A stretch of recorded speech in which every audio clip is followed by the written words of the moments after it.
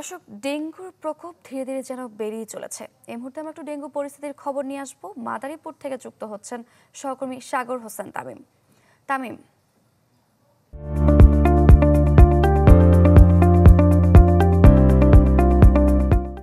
জি সারিকা, আসলে দিন দিন কিন্তু ডেঙ্গু জ্বরের যে আক্রান্তের সংখ্যা সেটি বেড়েই চলেছে।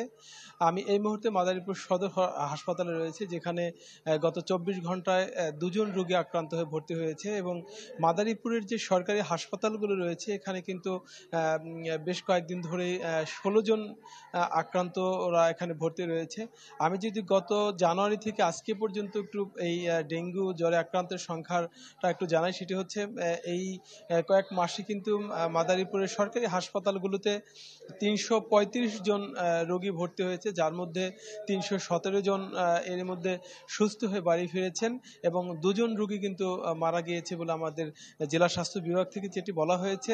এবং যে জেলা স্বাস্থ্য বিভাগ থেকে কিন্তু এই ডেঙ্গু জ্বরের যে আক্রান্তের হার সেটি কমানোর জন্য কিন্তু সাধারণ মানুষকে জনসচেতনতা বৃদ্ধির জন্য আসলে বারবার বলছে এবং তারা বলছেন যে ডেঙ্গু জ্বরের যে প্রধান বাহক এডিস মশা সেটি কিন্তু আসলে স্বচ্ছ পানিতে জন্মায়, যে কারণে পরপর ৩ দিন আসলে যে সমস্ত জায়গায় স্বচ্ছ পানি জমা হয়, বিশেষ করে এসি এবং ডাবের খোসা এবং অন্যান্য ফুলের টব, এ সমস্ত জায়গায় যে স্বচ্ছ পানিগুলো থাকে সেগুলো ৩ দিন পর আসলে অপসারণ করার জন্য বলা হচ্ছে। এবং সাধারণ মানুষ যদি সচেতনতা বৃদ্ধি করে তাহলেই কিন্তু এই ডেঙ্গু জ্বরটা আসলে অনেকটাই কমে আসতে পারে, যে কারণে সাধারণ মানুষকে সচেতনতা করতে মাইকিং এবং প্রচারণা পত্র তারা বিলি করছেন এবং সাধারণ মানুষকে তারা সচেতনতামূলক যে কার্যক্রম সেটি চালিয়ে যাচ্ছে।